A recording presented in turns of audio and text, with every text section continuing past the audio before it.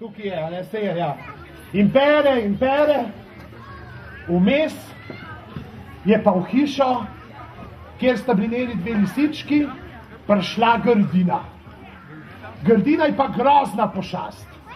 Toliko grozna, da noben ne ve, kako točno izgleda. Kako je bilo nastopati pred otroci, verjetno pogosto nastopaš, kako je bilo pa v Kamniku?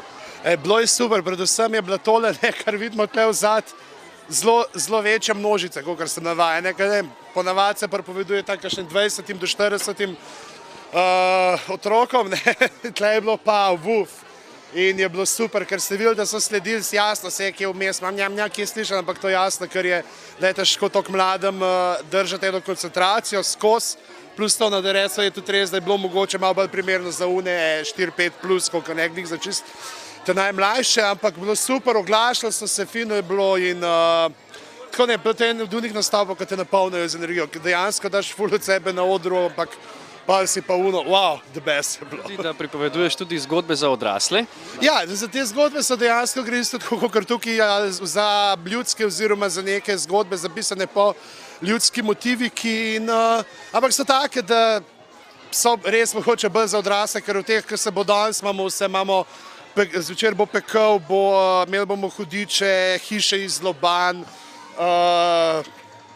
nenaravne spolne odnose, vse klali se bomo, tako da take stvari mogoče, ki je zanimiv, ker dejansko so, čeprav recimo tudi otroške zgodbe so dostikrat zelo temačne. Prečet je rekel, da spoznaš otroško zgodbo tako, da je bolj kruta kot za odrasle. Ok, bomo rekli, da ima 3 glave.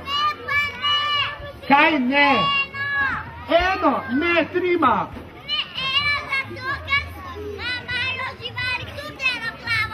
Ampak Grdina ni žival, Grdina je pošast.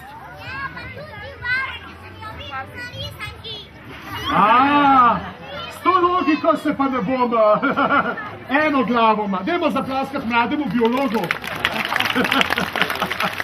Super je, jaz sicer moram priznati, da sem letos danes edinkrat tukaj, ker pač nimam časa, pa ga že par let tudi tako obiskujem in tudi nastopal sem že parkrat in mi je super, ker je sploh grad gor je enkraten prizorišče in taka super energija je, pač ima to, mogoče tudi to čarobnost tega manjšega prostora, kjer ni vse ful na veliko, neki megalomansko, ampak ostaja kljub temu, da je skozi dogajanje vse pa ful ljudi tudi, ampak imaš en občutek te domačnosti, neke toplote rodnega ognjišča.